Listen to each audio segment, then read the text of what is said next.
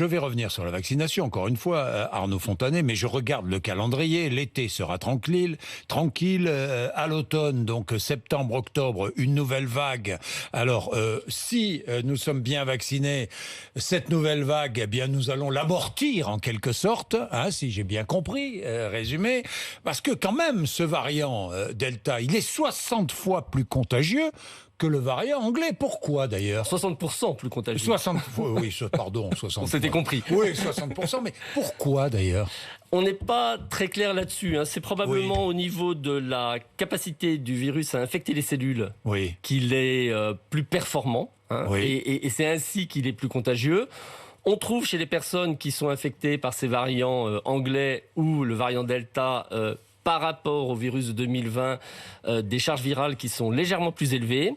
On n'a pas l'impression que la durée de la maladie soit différente, que la durée de l'expression virale soit différente. Et les études que nous avons pu mener, pas sur le variant Delta encore, mais sur les variants précédents, laissent entendre que ce sont dans les mêmes lieux que les personnes se contaminent et à peu près de la même façon. Simplement, le risque est un petit peu plus élevé dans les mêmes circonstances. Il est plus transmissible. Plus transmissible. Tout simplement. Hein. Suis-je contagieux si je suis vacciné, professeur ? Alors, beaucoup moins. Votre risque d'être contagieux est beaucoup moins important que si vous n'étiez pas vacciné. Déjà, quand vous êtes vacciné, vous diminuez de 80-90% votre risque d'être infecté. Et si, par malchance, vous étiez infecté, vous diminuez encore considérablement, on ne sait pas très bien, peut-être entre 50 et 80% votre risque de transmettre ce virus à quelqu'un d'autre. Donc, globalement, vous allez très peu contribuer. Je suis moins à la transmetteur. Je suis, par exemple, moi, je suis doublement vacciné. Beaucoup moins à risque d'être infecté. Donc, je suis beaucoup moins transmetteur. Déjà beaucoup moins à risque d'être infecté et de fait transmetteur. Et même si, par malchance, vous étiez infecté, beaucoup moins transmetteur. Beaucoup moins transmetteur, oui. Ce qui est très important à souligner, et je pense à toutes celles et ceux qui sont réticents à la vaccination. Bien, j'ai plein de questions. Vaccination, une dose, une seule dose. Quelle protection et combien de temps après l'injection ?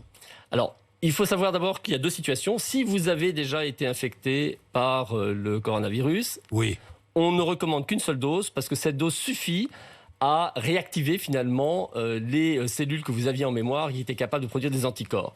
Si vous n'avez pas été infecté, avec une dose, ça dépend des vaccins, mais vous avez une protection, si je devais faire simple, qui est de l'ordre de 50-60% contre le risque d'être infecté. La deuxième dose vous fera monter à 90%, et c'est pour ça qu'elle est importante, et surtout vous couvrira contre les formes très graves. Oui, pas de forme grave si on est vacciné 2 doses, si j'ai bien compris. Je rappelle aussi qu'il y a un délai après la vaccination pour être bien protégé. Voilà.